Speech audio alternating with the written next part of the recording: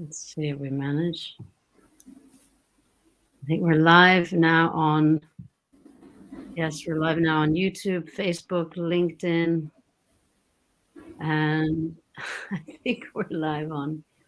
Did the invite come through on Instagram, Tyler? Did that come through for you? I got an invite through WhatsApp, and now I'm getting the one on Instagram. I'm getting there. I see you live on Instagram. Hi, guys. For those tuning in, we're just about to do our 15-minute weekly live. Very excited. Coming, let's see. Oops. I think I might have to send you the live again. We're getting lots of waves on Instagram. Hi, guys. Let me see. I might have to invite you again on Instagram. Sorry for the delay, everyone tuning in. I just sent the invite again. Let's see if it goes through. Oh, it says declined for some reason. I'll try again. Bear with us, guys. We're just about to do a live on some heart-led leading. Oh, wonderful. I think he's just tuned in. We did it. Yes. Good morning, Rupda. Or good morning. Or good afternoon. Depending on or good evening. Yes, to Australia. So I can hear you well, and I can also see you well. Yeah, it worked out well this time, didn't it? I'm so happy. So welcome to everybody, and welcome to Leadership Rebellion, a heart-led approach to leading. My name is Tyler Mikochi. I'm really happy to be here with you, Rupda. For those that are following us for the first time, I'm a self-love and relationship expert. I work as a coach, and I'm so happy to be here with my dear friend Rupda, founder of Tools for Life, and trainer and speaker and coach. And what we're going to do today is our third episode out of 9 episodes where we're talking about heart-centered leadership. And what we want to do with these meetings, with these lives, we want to really help you to empower yourself to meet your inner leader. So, Rupda, thank you very much for being with us today. I know that today we're going to talk about a very special topic, and it's Leadership 3.0, and it's heart-led leadership. So this is, for me, this is like the core of what you do, and I'm really interested to know more about it. Is it okay if we jump in with the first question? Yes, please. Yes, okay. Let's do it. I love what you're saying so far. I want to hear more. So I would love you for us to give us a general understanding of what does it mean for you to lead from the heart.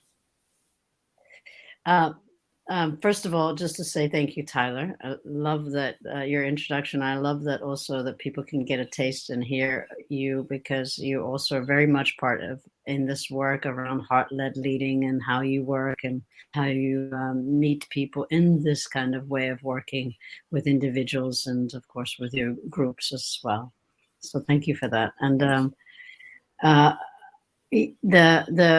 actually, I just finished the Leadership Rebellion here in Amsterdam. I'm in Amsterdam right now. So is Tyler. We're just across the city somewhere, and I think it was a exemplary of what heart-led leading is, because what we journeyed through in the 4 months with different levels of the training was watching people coming in from all different kinds of industries and all different walks of life and all different sort of social, sort of economic scales, and we watched them coming in, and the way they sort of left was this sort of they really land in their heart, and we function and operate a lot from our heads, and a lot of cognition and education is focused on our head, and how well we can, of course, function from this place, and how well we demonstrate from this place, and how highly intelligent we are from this place, is, of course, has been what we have been focusing on. and nothing wrong in that. But what we're realizing more and more today in the world today is that we're missing the intelligence of the heart, which you and I, Tyler, know very well how important and how heart has its own resonance and has its own sort of wisdom in how it relates and how it receives and how it gives and how it educates. The education of the heart for me is a whole nother aspect to leading, and to lead from that place. We're seeing more and more that actually the world needs it. Yeah, it changes the way we sort of demand and command from here to where we kind of feel, and we're not only just compassionate, but we all start to open up and become vulnerable and real and authentic, as you know. Yeah. What I understand, you just referred to the training that you just finished now in Amsterdam. I mean, from that experience, I really understood that many people are very much conditioned in their way and their style of leading. Like if they have like ideas of that are even distorted, that are not even connected with their humanness. So how can we get out of that conditioning? How can we get rid of that conditioning that can then allow us to really lead from the heart instead of from maybe the fear or maybe a distorted way of interpreting power or service towards other?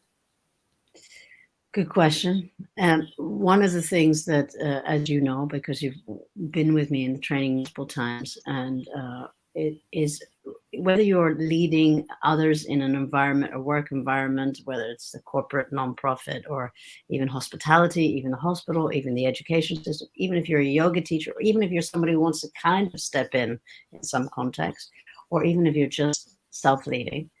I highly recommend that, and everybody's getting it today. You and I have been spending years doing this kind of work, and I've spent 45 years in the world of meditation.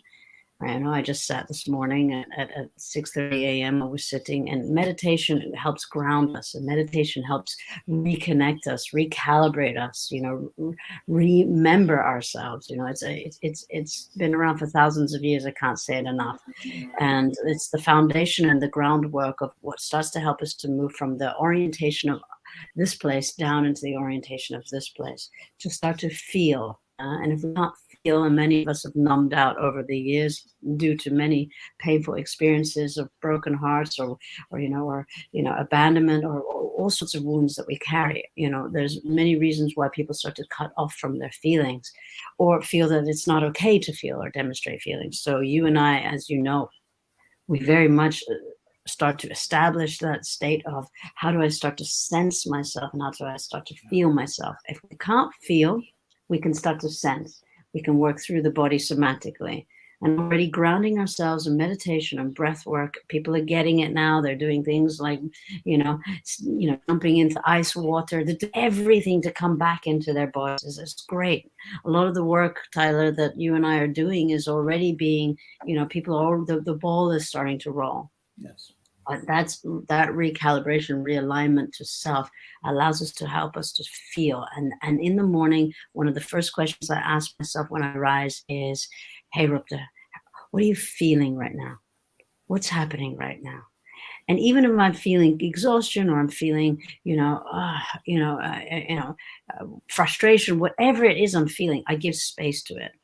Eventually, and this is what I say, and I always say it in my courses, eventually we want to meet the heart. And I don't know any other faster way to get to the heart. Doesn't matter if you're in the most uptight corporate environment in the world. The fastest way I know to get to the heart is the doorway of gratitude. And the moment we go through to gratitude, you can ask a corporate man at the top of the pile. You can ask him to just say, what does he think about his dog? And you see him smile. Or what does he think about playing golf? You see him illuminate. But or his children, or whatever, or her children. And gratitude is like the first entry into the heart.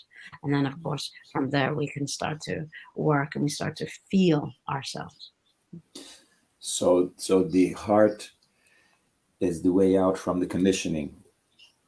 So it's really the way that you're suggesting. Yeah, heart-led leading, and I think I mean, for me, the heart is the. We've done a lot of discussions around this. I don't know any other powerful. You can put anything into the cauldron of the heart. If you look at it as a cauldron, you can put your mistrust, you can put your doubts, you can put your anger, you put your blame and complaining and whatever, all your stuff into the cauldron of the heart, and the heart has the alchemy to transform it.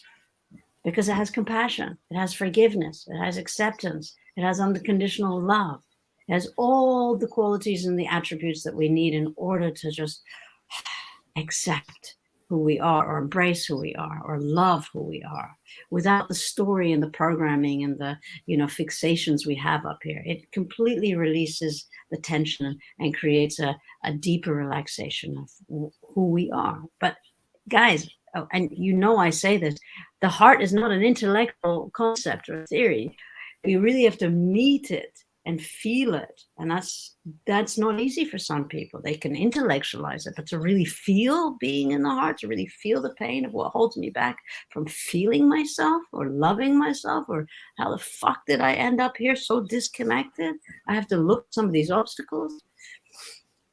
And then even that, Tyler, I challenge people watching and say, okay, yeah, I would highly recommend look at some of the obstacles that separate you from really feeling yourself, or for you from being in that love in your heart, from functioning from that place.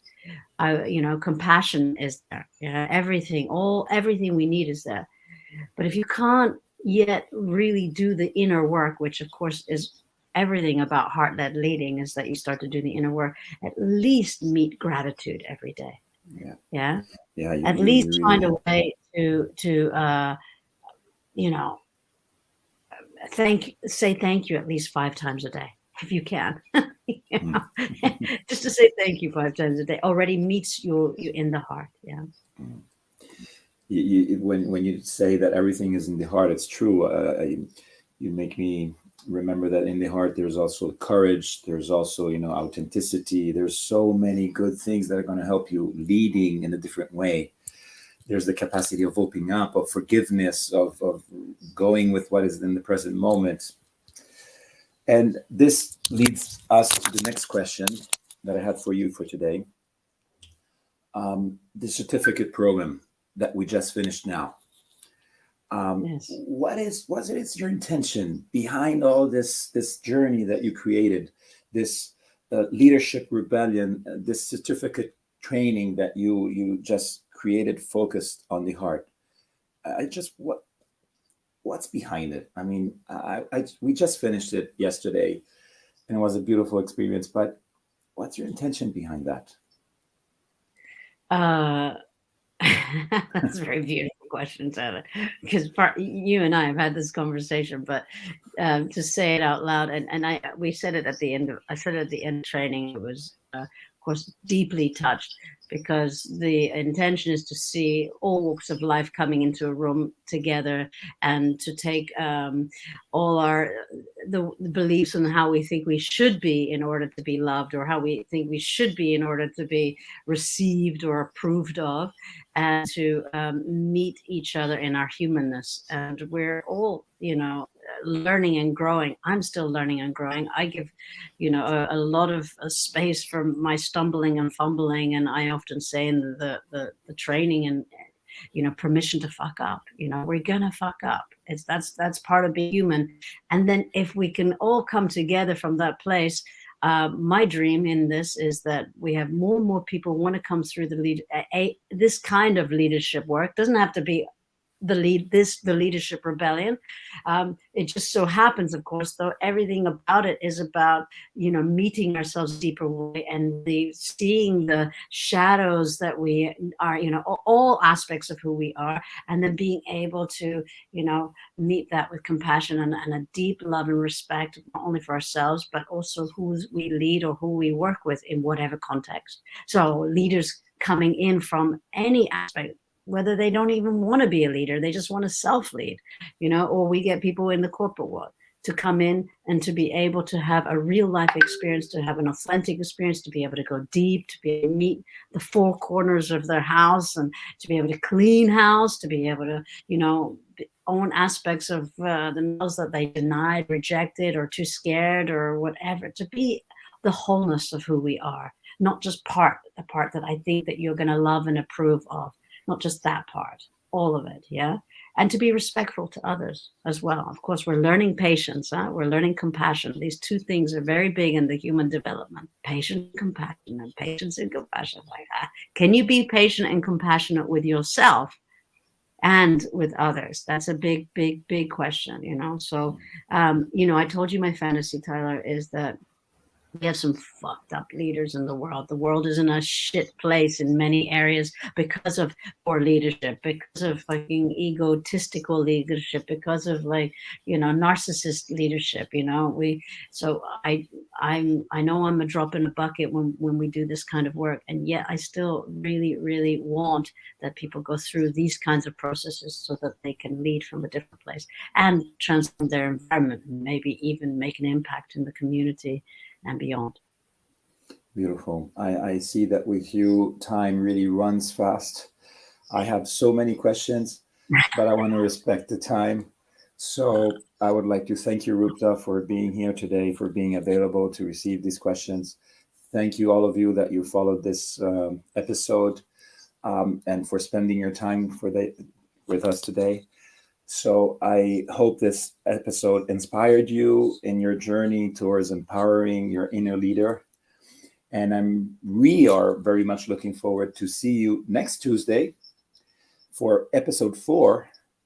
And it's going to be always at 7:30 p.m. Sydney time, 9:30 a.m. Paris time. And this time we're going to talk about how we can be a different leader in the world. How can we see different leaders in this world? So if you want to follow Rupda, please check out her website, www.rupda.com. And if you like this episode, please share it on your social media with your friends. And remember that you're loved, that you matter, and that you can start to lead. Thank you, Rupda. It was beautiful having you here. Thank you, everybody.